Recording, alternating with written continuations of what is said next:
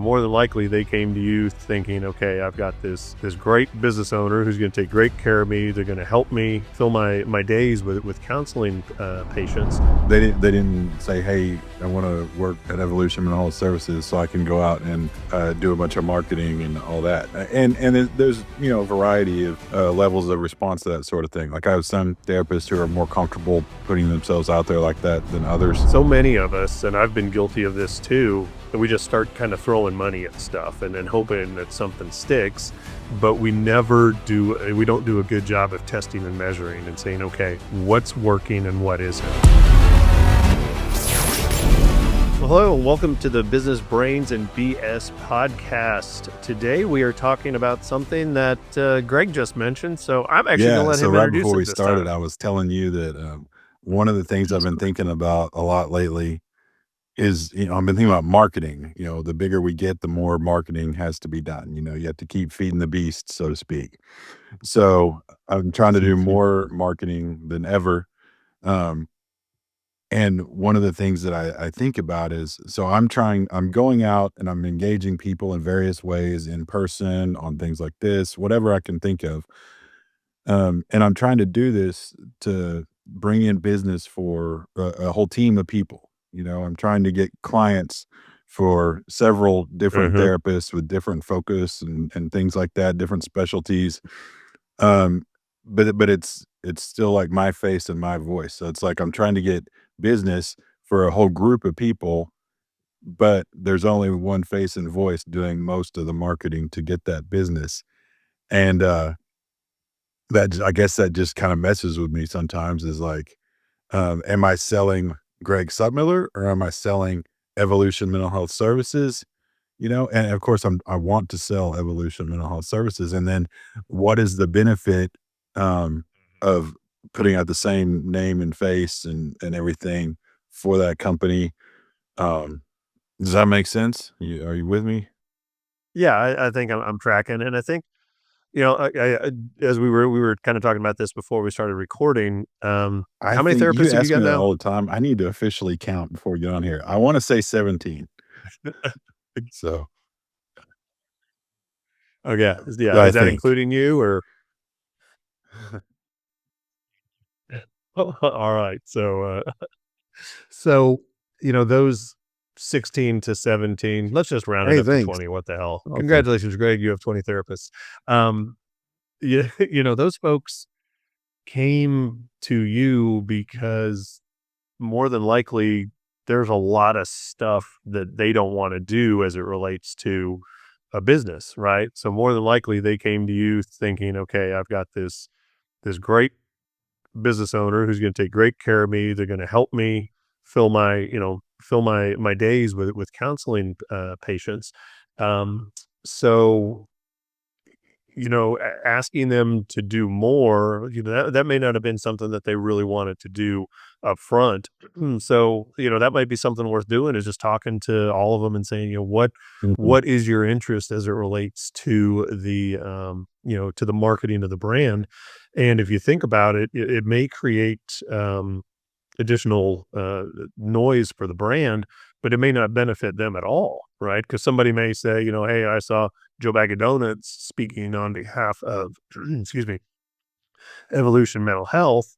I called Evolution Mental Health, but I didn't end up working with Joe Bag of Donuts. I ended working with True. Sally Bag of Donuts, right? Or whatever.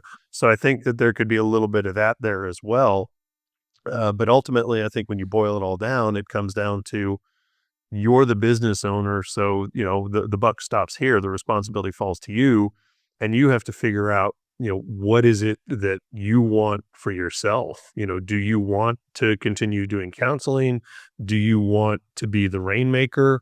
Or do you want to hire people to cover both of those and you kind of ride Mhm. off into the sunset, or go put a yacht out on Grand Lake and just float around out there and Yeah. get, tan Yeah, lines. yeah. No, that makes a lot of sense. And you're right. Like people, they didn't say, hey, I want to work at Evolution Mental Health Services so I can go out and do a bunch of marketing and all that. And there's a variety of levels of Mhm. response to that sort of thing. Like I have some therapists who are more comfortable putting themselves out there like that than others. different personalities. I one therapist comes to mind. She's great about like, in a Mhm. one-on-one conversation, marketing herself or with a small group of people that she already knows or whatever. And I've tried to get her to do, Mhm. presentations, like, more formal, like, to a professional audience presentations multiple times, and so far, we haven't done that. Um, Maybe one of these days, but, so she's good in Mhm. certain settings, not comfortable in others, I've got, people who are comfortable doing, like, like a table at a conference or a fair of some kind, um, but not comfortable in other situations. So it just varies. And there are people who don't really want to do any of that. And to your point, right? Yeah, that's not their job. Like when I'm sitting down and thinking, how's this person doing at their job? I don't think about that. That's not because it's not in their expectations. Mhm. Whereas yes, as the business owner, that is part of it. It is part of my job is making sure we have clients for everybody. Um, yeah, and you know, again, you and I have talked about this off here. Like part of the reason for doing like this podcast is because, people, marketing people, not just like friends and family, but like, professionals have told me a great way to market for your business is to build your own personal brand. Because, the term you use, like Mhm. rainmaker, that sounds a little, I don't know that I want to call myself that because that sounds a little grandiose, but that is part of it is, I think of it as like a funnel. That's how I've been thinking about it lately is, so I Mhm. might be the point of contact, but then I'm not where it stops. Then I funnel it to somebody else, you know, um, and making sure when I Right. talk to people that that's how I'm presenting it is, I'm not asking you to do business with me as far as like, I'm not asking you to come be my therapy client. I'm asking you to work with our business with the therapist that we think is going to be best suited for you and your particular Mhm. needs, which believe it or not is not always going to be me. So, yeah, but it's been a work in progress, In the beginning it made sense for me to be the face out there cuz in the beginning it was just me. And then even when yeah, and then even when we You were got a the couple face, more yeah. people on the team, it's still like that made sense, uh, and then I guess somewhere along the way, it started feeling weird to me, like, why is there one face for I'm gonna to do your thing, round up to 20. Why is there one face for 20 people? Um, and, uh, and lately I've been trying to kinda settle back into that thought of, like, it's okay for it to be your face, just be intentional about how you're doing it. Right. Yeah, well, and I think that's such a big thing for business owners when you think about marketing. So many of us, and I've been guilty of this too, that we just start kind of throwing money at stuff and then hoping that something sticks, but we don't do a good job of testing and measuring and saying, okay, what's working and what isn't, right? So I actually just talked to a very good friend of mine. He's a coach out in Florida. I talked to him earlier today, Arif Boyson, and he was telling me that they are now getting 3 to 4 quality leads a month simply off of their SEO. Right. So it's one of those things where they're able to say, okay, we're getting these cold leads basically coming in, raising their hand, saying, hey, based on what you have out there as far as your content or your website, um, has made me raise my hand and say I'm interested in doing business with you. Right. But how many of us are paying for social media? How many of us are paying for a website and SEO and things like that, and the phone's not ringing? So if that's not happening and you're throwing 2, 3, $4,000 a month after those things, then you need to really start asking some questions. If you don't know if it's working, then the first place you need to start asking questions is with the leads that are coming in. Just taking the time to say, hey, thanks for calling Evolution. Would you mind me asking how you found out about us? Right? Because there are a bunch of different things that you can do to generate leads. And I think what you're talking about right now, and correct me if I'm wrong, and I know you will, is that Mhm. more of that face to face, right? The public speaking, the Right. networking, that type of stuff. Um, but I think we have to step back and remember those are not the only ways that that people get clientele. Referrals are a huge, huge factor in a lot of businesses being successful and getting new leads. So I think, um, looking at that and saying, okay, is that public facing Greg, what percentage of the incoming business actually is Yeah. from public facing Greg, right? And Yeah, where's no, the that's a really rest of it good point. coming I'm from? glad you bring that up because you're right. That's I was talking about the getting out there, public facing type marketing. But to your point, no, we do get a lot of business from online, uh, our online presence, SEO, as well as like online directory profile type stuff.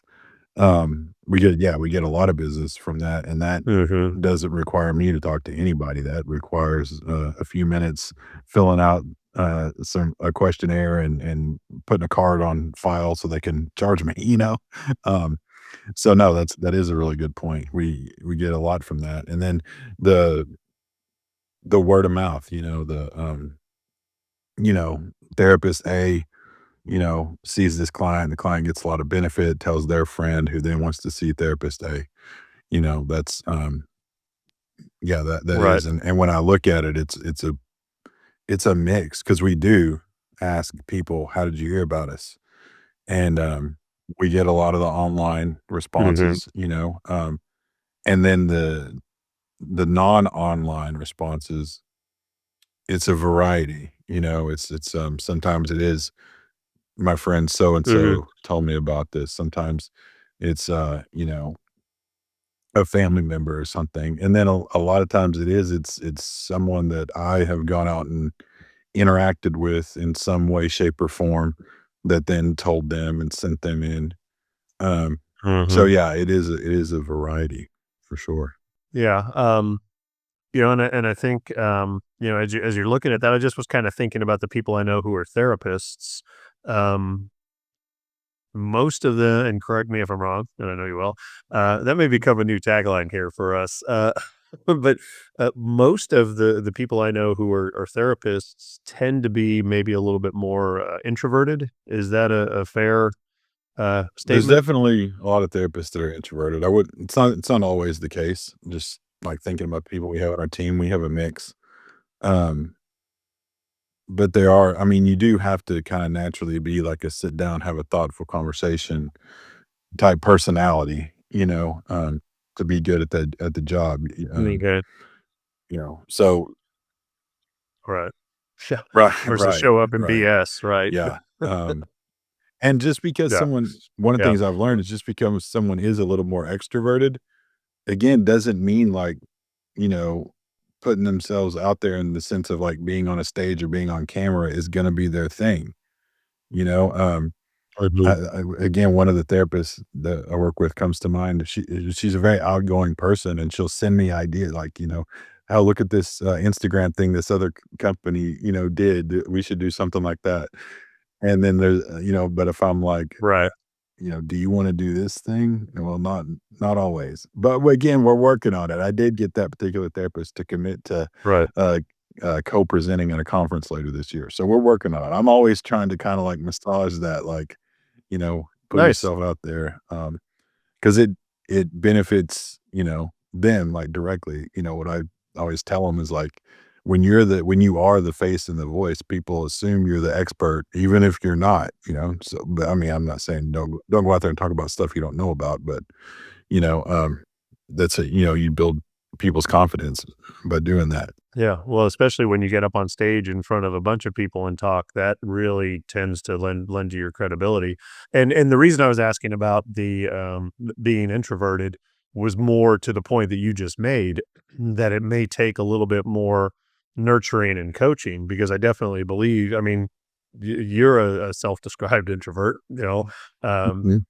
yeah, as he nods and doesn't answer, yes, so so, yes, but you have taken the steps that you knew were necessary, you put yourself out there, you've pushed your comfort zone, I mean, you were the president of our networking Year and a organization half. for a year, right? So you were up in front of 30, 40 people.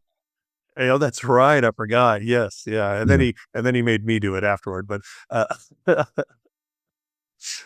but you pushed yourself to Mm. do that, right? You pushed yourself out of the comfort level or your comfort zone, and that has done great things for you. So that might be a way to come at it too, at least in this instance, is to have it as part of an individual's personal development plan, right? Because I think that's something that we don't always do a good job of as business owners is look at our people and say, okay, who are they now? Who do we need them to be, Right. but also who do they want to be, right? If you had told me 6 years ago when I started this thing that I was gonna have be a co-host on a podcast, I would have told you were freaking nuts. There's no way, right? If you told me I was gonna be doing videos and putting them out on social media, I don't like social media, okay? But, I have changed. I have become somebody who's embraced that and realized that that's an important part of business and also of helping people, right? Because that's one of the main reasons that you and I are doing this. Yeah, we're building a brand, but we're also hopefully putting up, for our 2 listeners, putting out some valuable content that people can use to help move themselves and move their business forward. So I think, as you're sitting down with your people having those conversations in a managerial role to be able to say, hey, let's talk about your personal and professional development. Where are you now? Where do you want to go? Here's some ideas I have for you. Let's talk about that. And I think that might help you get those people maybe a little bit more Yeah, engaged in those and ideas. that's a good point. I mean, first of all, the where do you wanna go? It's not gonna align with everybody's long-term vision, realizing that. Um, and that's fine, Right. I have therapists that wanna work as many hours as they can possibly work, and then I have therapists that are, they have other things going on in their life, and Hmm. this is just something they wanna do 20 hours a week or whatever, and that's fine too, and realizing that Hmm.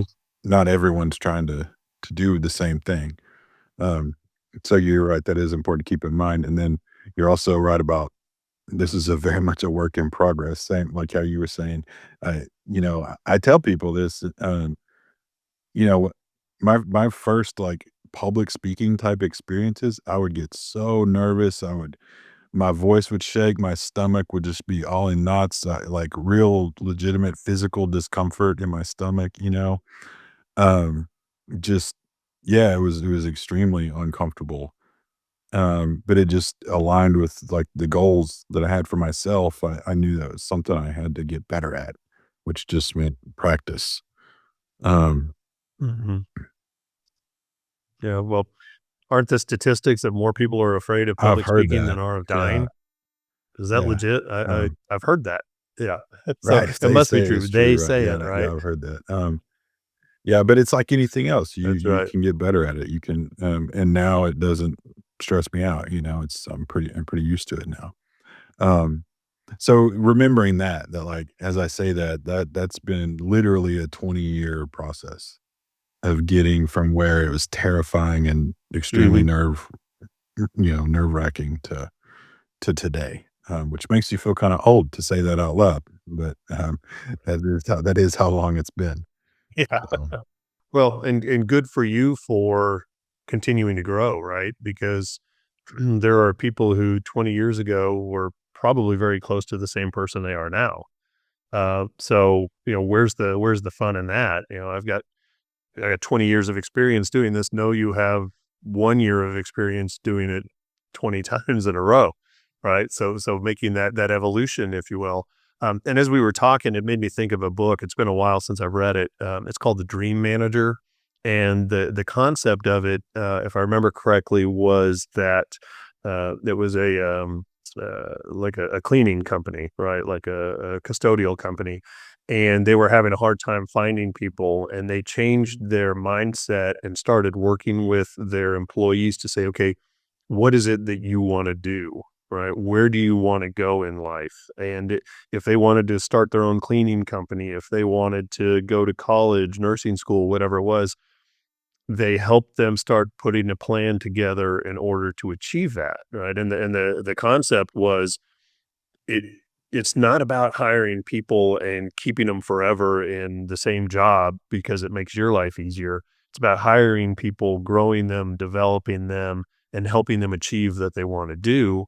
And if you can do a good job of that, in theory, you should have a line of people waiting to come work for you because when, 2 or 3 people have the success and are able to go to nursing school and become a nurse or whatever it is, and you can start talking about that, um, you know, that starts to attract people who want more. And it's funny, I was having this conversation this morning with somebody and all these people who say, you can't find good people out there. And I think that's such a total load of crap. I mean, there are plenty of good people out there, but I think you get what you're looking for, right? It's kind of it's kind of the law of attraction, right? Whatever you have in your mind is what you tend to focus on. And I know we've talked a little bit about the reticular activating system in the past, and that when you set your antenna up and start looking in that direction, that's where you're going to end up. So I know that kind of took us a little bit off of the topic there, but this is the For Business sure. Brains and BS podcast, so we get a little bit of license there. I think something else too, as you were talking about this, it made me think about, um, not every business owner wants to remain the face of the business because when you started off, it was Greg Sutmiller, Evolution Mental Health. Everybody had your cell phone number. Everybody called and texted you.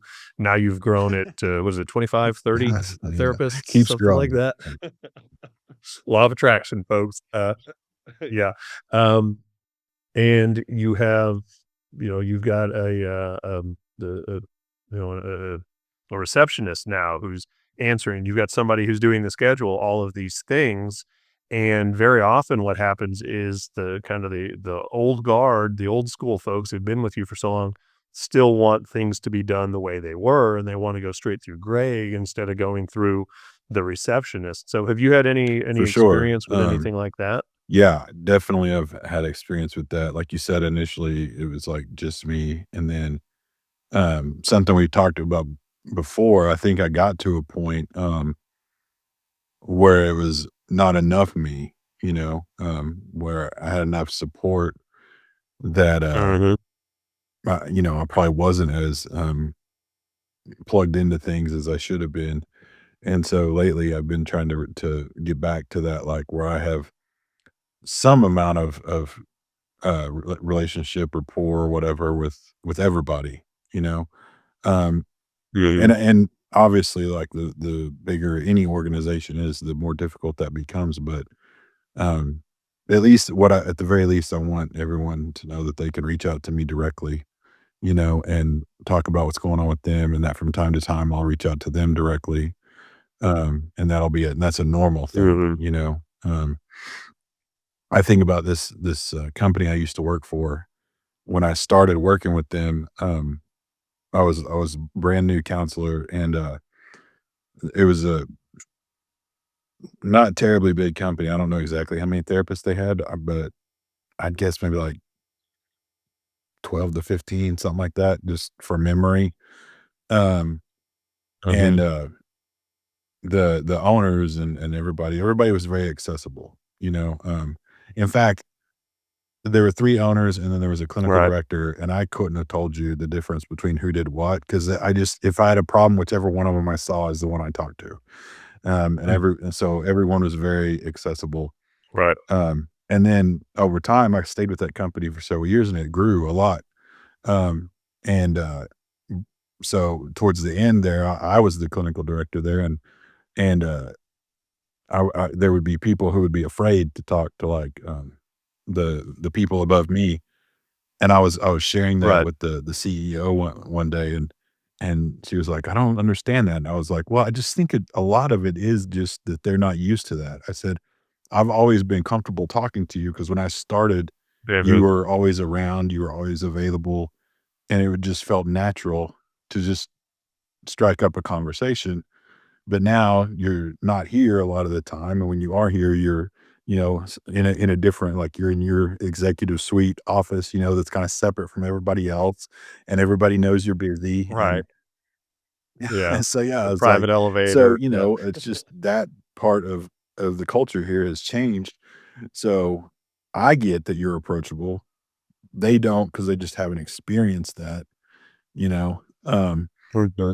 And so I kinda, try to keep that kinda thing in mind that, like, both are true, like, the bigger an organization gets, the more, other, like what we talked about to begin with, like marketing or whatever else it is, you have to do more things. You're busier, less time in the office. I definitely spend way less time directly Mhm. in the office now than I used to.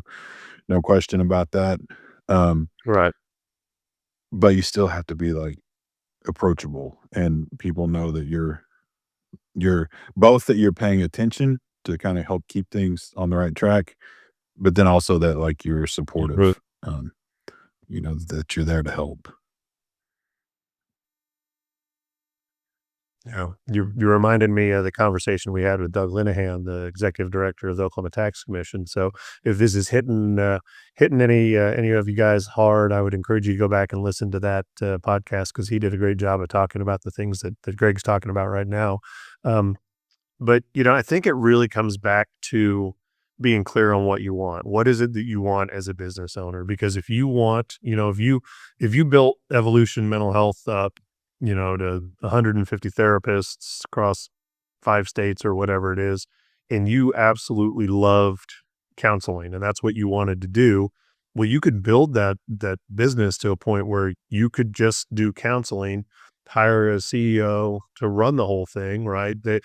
Little awkward that one of the employees is actually also the owner, but you could go and just do the things that you love to do and get feedback and, get uh, reports on how the company's progressing. Or if you want to be in that management or leadership role, you can set yourself up to do that, right? But I think it goes back to making sure that as a business owner, we're clear on where we are now, where we want to go, what do we want, and then kind of bringing things full circle.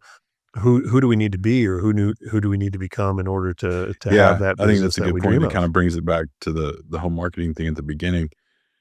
Something you said a few minutes ago was like, hopefully we're offering, helpful things to the people that we're speaking with, whether it's at a conference or on a podcast or on Mhm. social media or whatever. And that definitely is something I think about a lot. When I started speaking, like for continuing education events and things like that, I wasn't doing it to bring in more referrals to build a business. That was honestly wasn't my thought. I did it because I wanted to do it because it was a way to challenge myself, and it Good. was a way to make sure I learned more, and I've always been that way. I guess I'm kind of a natural, like, teacher type. I like sharing information. If I think something's cool and I Uh-huh. get into it, I wanna tell other people about it. It's just you can ask my wife. She's learned about so many things that she could care less about because I just get into it and start telling her about it. Um so that's just kind of my nature, and then I found out that by Yeah. doing that, it led to referrals. It was just like an after effect that I didn't consider. And then I try to be mindful about that, with the other public facing stuff is like, yeah, I'm trying to offer something good, something usable. Um, and yeah, if you're doing that, it's helpful and it's good advertising, but not in the pure, like, I don't know, heartless, mercenary, "Come give us all your money," type advertising, Right. you know? Yeah. Well, that advertising should continue to build on itself. So exactly what you're talking about. You get these patients, you do well with them, they like what the experience that they've had, and then they start telling other people, and that's starting to create kind of that spider web out there. You go and you speak at a couple of conferences, and people start to see you as the thought leader, and that leads to referrals. So the more time, energy, and effort that you can put into that stuff, coupled with testing and measuring, can Always really make a testing and big measuring, difference in it. yes. Yeah, yeah.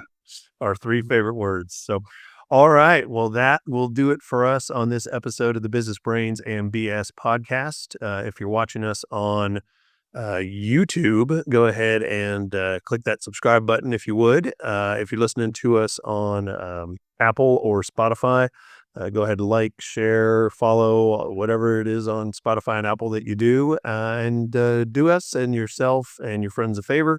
Make sure you let other people know about the podcast because Greg doesn't like to be lonely and he likes to make friends. So, with that, we appreciate you all joining us, and we'll see you on the next episode.